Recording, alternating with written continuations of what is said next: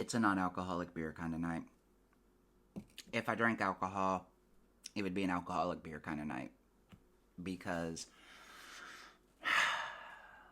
a few weeks ago, I applied for a job at a newspaper in a mid-sized Midwestern city. And I'm not going to lie, I built it up in my mind. I really thought I was going to get it. And I didn't even get an interview. It was to be an opinion columnist, which is what I've been doing for the last 10 years or so. And they said thanks, but no thanks. Do not reply email address. Just a polite form letter saying we think you're talented, but hard pass. Uh, and that's really got me down tonight. You know, I'm sad, and if I'm being honest, I'm a little despondent because I need a job. You know, I've been out of work since I got cancer, got diagnosed with cancer earlier this year, and I don't know how much longer I'm going to be able to afford to live. I'm in danger of losing my car. I'm in danger of being evicted. These are very real concerns. People, I think, often look and see a byline on a website or in a newspaper, and they assume that the writer is doing well financially. And if you're working somewhere like the New York Times, perhaps you are. And even a lot of their journalists, I would say, are probably struggling because you can look at their salaries and think, wow, that goes a long way. And it might, you know, here in Tennessee where I live, but in New York City, it doesn't go very far at all. And I'm beginning to wonder, am I ever going to work again? You know? I've been getting a string of rejections. I interviewed for a position I really wanted in London the end of August. I didn't get that. Don't know why I didn't get it, but they went with someone else. Got rejected from a job at that same company. I didn't even get an interview. The woman who I spoke with in HR, who lined up the first interview I had, sent me an email saying, no thanks. Which makes me wonder what I did in that interview that was so bad because it was for a very similar position at another newspaper that this company owned. So I don't know. But rejection is part of being a writer. And that's true whether you are writing fiction or nonfiction or essays or journalism. Doesn't matter. Rejection's part of it. But there's something deeper going on in journalism in particular. And that's what I want to talk about today. So I'm going to start by telling you who I am so that you know that I'm not just talking out of my ass here. You can Google me and find that I am a successful writer. I have bylines at regional, national, and international publications. For 7 wonderful years, I was a regular columnist at The Independent, which is one of the United Kingdom's premier newspapers, national newspapers. And then I spent 3 years writing the newsletter at 100 Days in Appalachia, which is a nonprofit newsroom run by and for Appalachians, based out of West Virginia, but covering all 13 Appalachian states. I loved both those jobs. Absolutely loved them. Highlight of my career, hands down. But at the start of 2024, The Independent informed me that they were no longer commissioning American opinion pieces or opinion writers. They were going to have their staff writers do that. That was across the board. Wasn't just me. It was everyone. They didn't give me a reason for that. If I had to guess, it would be that advertising sales were down and they made a business decision, which I can respect. I mean, the reality is that journalism is an industry that I think is really financially perilous right now and has been probably for 25 years since the advent of the internet. Print media is struggling, and that's just the reality of the situation. So that's something that I think, if I was talking to somebody who is aspiring to do what I do, I would probably ask them if you are absolutely certain that this is what you are put on this earth for. If there is anything else that brings you joy, that you are good at, and that doesn't make you want to pull a Sylvia Plath, I would say do that. Because this is a tough industry, and it is incredibly frustrating at times. This is one of those times. But, the Independent let me go, and I said fine. I wrote for them once after we went our separate ways. They brought me on because I had expertise in that they thought would be great for a piece they wanted written, and they were right. It was a good piece, I think. My original copy got kind of distorted because of breaking news. I had to rechange everything. But that happens sometimes. That's just the nature of the beast. And I still had 100 days. But at the end of 2024, I was informed that my newsletter and my column for 100 days would be discontinued. I'm not going to go into the reasons why, just because I still have a lot of respect for... I have a lot of respect for the people at The Independent, but I feel a little bit less icky explaining what they said and why I believe I was let go, because that's just par for the course. I would have to go into some private conversations I had with editors at 100 Days that I don't want to go into, and that's just the reality of the situation. But I understood their reasoning for discontinuing my column and my newsletter. It wasn't personal. It was no reflection on me professionally. It was a pivot. And sometimes you have finite resources and you have to make those sorts of decisions as a newsroom. And I understood that. And to 100 Days' credit, I wasn't let go. They kept me on. They were going to move me into a different role. And I decided that I didn't want that role. And they were very generous. They paid me through the end of my contract, and I couldn't have asked for a more amicable parting with The Independent or with 100 Days. And to be completely honest, part of the reason I decided to leave 100 Days was because I had been diagnosed with cancer. And I didn't want to work, and my family and friends didn't want me to work, and so we figured out how to pay my bills for several months while I went through chemo and radiation. And then I healed. But the healing is over, I'm ready to go back to work, and I can't find a damn job. So why do I think that is when I've been doing this for so long? I was sort of part-time freelancing for probably 5 or 6 years before I started full-time freelancing, and I've been doing that for many years now. So what went wrong? What's changed? What's going on with journalism? Why can't Skylar get a job? Okay? Well, here's what I think it is. I think a lot of it, first and foremost, is money. Okay? Like I said, this is an industry that is bleeding cash. And it has been for about 25 years since the advent of the internet. It really has. We've sort of touched on that already, but it bears repeating, because the reality is there is a very finite amount of money to pay these writers. And I am not somebody who thinks that you should be writing for exposure or writing for free. You should be writing. You should be writing, and you should be getting paid for it. I do not believe in writing for free, because I don't believe you should be working for free. Now, I have. I will caveat it and say that early in my career, I wrote for free in order to gain exposure. And I don't know that I would have had the success that I had I not done that. So it is a little hypocritical for me to sit here and say, don't write for free.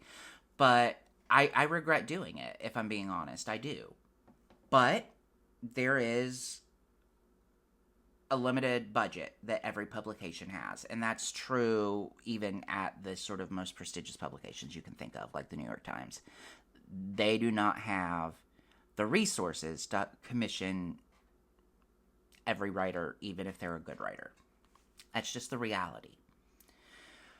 But there are a few other things that I want to discuss about my experience as a journalist in America specifically, because I think there's a reason that I've had to go to the United Kingdom to find work. And I think a lot of that has to do with classism. I am a working class kid from Appalachia. I do not come from money. I did not go to an Ivy League. I do not have access to elite social networks. But, just sort of observationally, I have noticed that the writers who get commissioned at national publications in the United States, and I'm not going to call out any single publication, I'm just going to speak generally, they have Ivy League backgrounds, or otherwise they went to elite universities like George Washington or Georgetown or Vandy or wherever.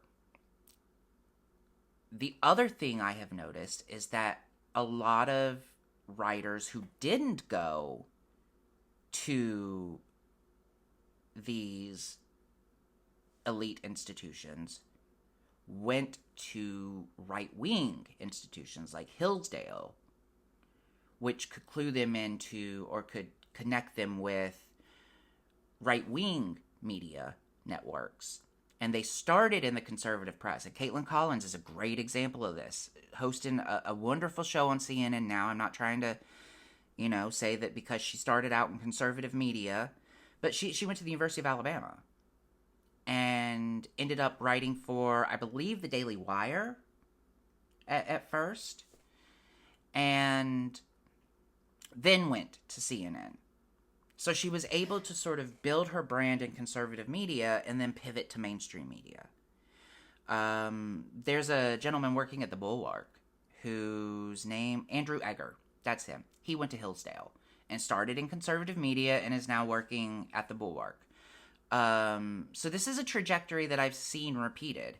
And part of the problem is I'm a left-winger, and there isn't a similar left-wing media ecosystem. It just hasn't been built. We don't have the billionaire donors to back an upstart like Ben Shapiro at the Daily Caller, or the Daily Wire, whichever one he founded. We don't have the money to start the free press like Barry Weiss, who just has signed, it sounds like, a very lucrative deal with CBS News. The left wing doesn't have that, and so there are writers like me who struggle. And I really think that if the left-wing press had the same sort of established media footprint that the right-wing press has, that you would have more writers like me. And I'm not the first person to make this observation.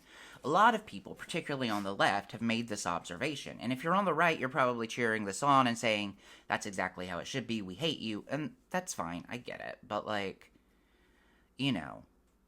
hold your horses, because you're still at the mercy of the billionaire class as well.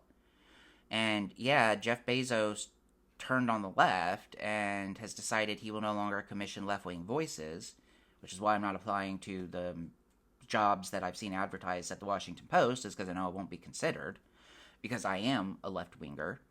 And this isn't me projecting. This is literally what the editor-in-chief and Jeff Bezos as the publisher have said at the Washington Post, is they want people who are committed to a capitalist agenda, which is their right, but is it right? Just because it is their right doesn't mean I think it's the right thing. But the left doesn't have that. Now, the left does have places like the New York Times. And I think that I don't think the New York Times is incredibly left-wing biased, but I think that their opinion section does tend to skew left. And I think if we're being honest, it skews left. But look at the people in junior positions at the New York Times. They're not people who are coming from regional universities like I did. I didn't go to Harvard or Yale. I went to Western Kentucky University. And I'm proud to have gone to Western Kentucky University, by the way. I think I got every bit as good an education, if not a better education, at Western than I would have gotten at an Ivy. Because my professors at Western were not concerned with grade inflation. That was not something that, they toyed with. You got the grade you got. Whereas at the Ivies, they have donors and rich kids to appease. And this is, talk to any academic who's experienced the Ivies and a regional university, and I think they'll tell you the same. Um, but the folks in the national press in the U.S. seem to either come up through conservative media or they have access to elite social networks that a kid from Eastern Kentucky who went to Western Kentucky University will never have. And it's not lost on me that the most success I've had, as I said, is in the United Kingdom. I was a columnist for 7 years for one of their national publications. I've been on British television and British radio. I've never been on American television. Ever. American radio doesn't really exist in the same way that, like, talk radio exists in the United Kingdom. But, I mean, it does. But, again, it's right-wing dominated. You know? So I'm at a disadvantage because I'm not a rich lefty liberal and because I'm not a poor conservative. And I'm not saying that that is right or wrong or fair or unfair. Well, you know what? Yeah, I am. It is unfair and it sucks, but it is what it is. Like, that's the world we live in, right? And so I'm incredibly frustrated because I don't know, especially right now, where we are in this environment unlike any that I've ever been in my career or, in fact, in my life, where left-wing voices are really being marginalized. I mean, the Washington Post fired Karen Attiah for what was an incredibly milquetoast comment in the wake of the Charlie Kirk assassination. And we saw a purge of left-wing voices across academia, across the media, after that. People saying, I mean, some people said things that were beyond the pale. Let's not pretend that they didn't. That would be very disingenuous. But that's the reality of our situation, is that people are being fired for saying very sort of anodyne things if they're on the left. And it's very McCarthyite right now. Do I think that that's the only reason I'm not getting a job? No, I would actually blame sort of class more than anything, and the fact that, you know, I doubt most Americans realize just how prestigious The Independent is. The reason I was able to get an interview for a job in London at the end of August, and I didn't get the job, but it opened a dialogue between me and the company, which I'm very excited about. But the reason I think I've always had more success in the UK is because, and the reason I was able to get that interview is because they don't look at me as just some poor country bumpkin from Appalachia. They don't have those stereotypes. They're not trying to fit me into a box. You know? So I have a lot more permission to be myself and to write as I am, and they take me more seriously. I really think that if I was a conservative, I would be commissioned. Or if I was rich and left-wing, I would be commissioned. Because I would have access to those networks. I don't have access to either of those networks. I don't have access to the media networks and the ecosystem that is built and centered around New York City and Midtown. I don't have that. I live hundreds of miles away from Midtown. But similarly, I'm never going to get a job at the Washington Times. They're not going to hire a lefty like me. And I don't blame them. Because that's not who they are as a publication. My issue is not that the right-wing press exists. It really isn't. My issue isn't even that elite social institutions and elite social networks exist. I think that in some regard they're always going to exist. My frustration is that it's not a level playing field. And that if you are poor, you are at a disadvantage. If you didn't go to an Ivy, you're at a disadvantage. And it really does feel like that. And that the left has never invested in building its own media ecosystem. Why don't we have a left-wing Daily Caller? Why don't we have a left-wing Joe Rogan? That should have started years and years ago, but we don't have the same billionaires. And the ones we do have seem to want to back milquetoast centrist candidates rather than invest in the future. Looking at you, Warren Buffett. Anyway, look. This isn't supposed to be a political channel. So, I'm not trying to bust anyone's chops over politics. I'm just sort of speaking about my experience and my truth. Some folks have asked why I don't do Substack. Because I don't have the following. That's the reality. I never mastered social media the way that some of my peers did. I don't know how some of them did it, but I don't have that sort of following. I didn't get that kind of following at The Independent. I had a pretty healthy Twitter following for somebody, well, no, I mean, I had like 6,000 followers, which isn't a lot, but I was happy with it. But I walked away from Twitter at the end of 2024 because I just couldn't handle the changes that Elon made. And again, that's his prerogative, but it's also my prerogative to walk away. That said, I shot myself in the foot in a lot of ways. Look, see?